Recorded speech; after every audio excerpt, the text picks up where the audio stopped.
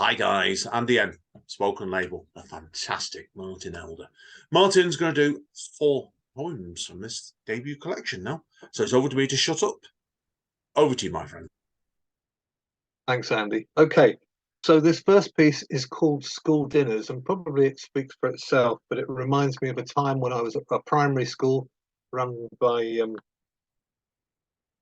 run by teachers. Okay, so school dinners. The pride of Mrs. Thingamabob and her crew. So much food plopped onto plates that really looked enticing. Hot and steaming, a kitchen big enough to cook and stew food for a fleet, often misting up her glasses. The queue moving slowly, enough for me to chat to girls and do what I always did, play the fool, the court jester, to be verbally patted on the head by these girls who were totally out of my league. The cabbage was boiled to death, just in case it made a bid for freedom. Salads with lettuce, an escaped tomato, and a few hardened peas. Curries that made my friend go completely red in the cheeks. Semolina with just a spot of jam. Creamy tadpoles on a plate, and the cook's revenge. Cold, disgusting pink blancmange that wobbled both on the plate and in my stomach if I dare let it in. Mashed potato dispensed in rounded ice cream scoops. But the best of all was the hot steaming puddings with something that passed for custard. Primary school was better when we had shepherd's pie with a thick browned and crusted topping cooked by the nuns with whom you would not argue. Served in a great army-sized metal dishes with real minced meat, carrots and mashed potatoes, and a stew you could stand your spoon up in. Sponge puddings with real custard every so often, having to abandon the main building because of the cracks in the walls were getting bigger. Perhaps they should have filled them with the gravy applied in smoothed out lumps with a trowel. Okay, so that's the first one.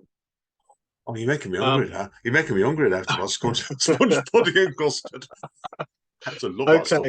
Right now, we'll move straight on, mate, because I'm going to start. All you're going to get is a worship for about 5 minutes of me of sponge pudding and custard. If I'm careful. So.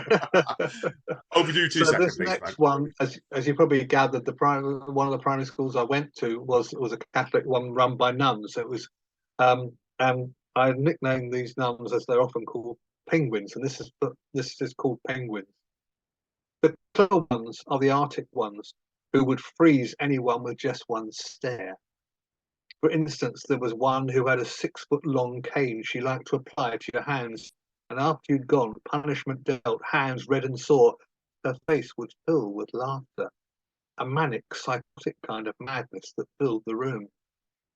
The convent, we were told, was filled with penguins, who all were apparently sisters, though, save for their garb, none looked alike. There were small ones, big ones, old ones, Irish ones, even the occasional young one, all dressed mainly in black, surrounded with a crucifix and a frown. And when he visited, they simpered round him, something like giggling schoolgirls on a church picnic, as if he'd carried some special dispensation from the Pope. His only thought to carry off 2 boys to mind the altar while he performed holy rites, his particular form of contribution bringing holy retribution upon the flock. The clever ones were the Arctic ones. They were the ones watched with an angelic countenance. They were dangerous, sly as weasels, and cunning as a fox. A holy smile could melt the ground you stood on with their hands tucked in their habits, looking all holier than thou, with a pat you on the head look and eyes that said, "Watch it. I'm keeping an eye on you." They were the clever ones, the Arctic ones. They were the ones to watch. Fantastic. That's really, really evocative, that piece, Martin. It was. My kids, I didn't actually know you've been taught by nuns growing up, actually. So, but from what I know of you, the wild party animal you are, it kind of makes sense, that really. Anyway, I'm going to shut up shop now. I was going to get into insults. I'm not careful, so you tormenting yourself. Okay. Give us your third piece, mate.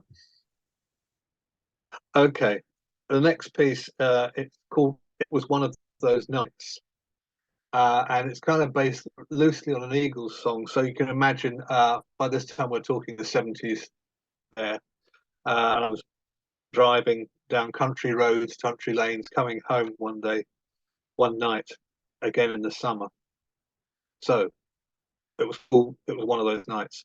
Warm summer, dark, steamy night. Hair trailing halfway down my back.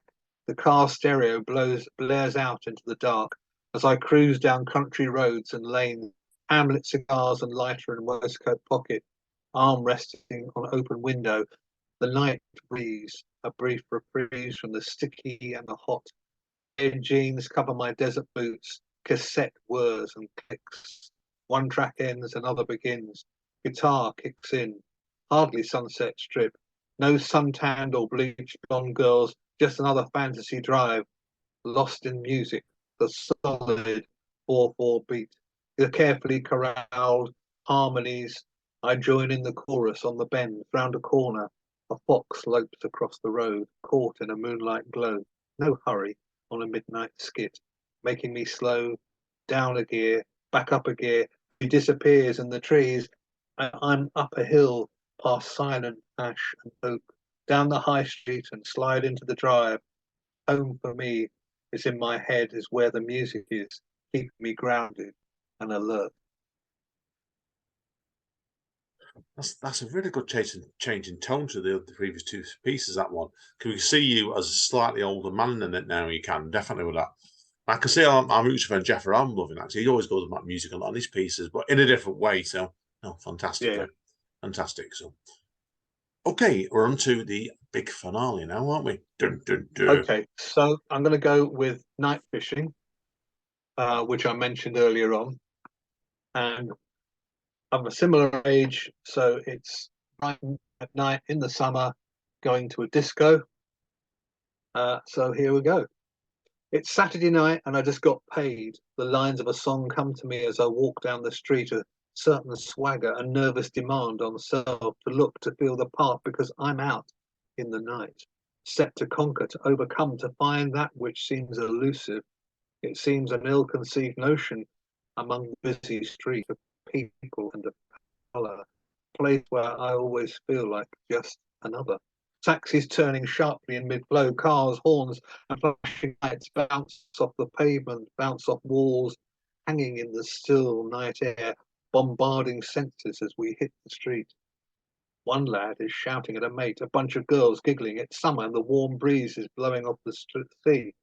When my cousin, my friend, and I are walking to the place of dance and multicolored lights, undisguised and petulant delights, flights of fancy pass the bar, flitting back and forth across our vision as we, the fishermen, cast our eyes, cast out our lines, watching, waiting, patient, for that moment among the dancing, gyrating fish moving rhythmically around their handbags, some in circles, some in pairs, others in complicated kind of squares.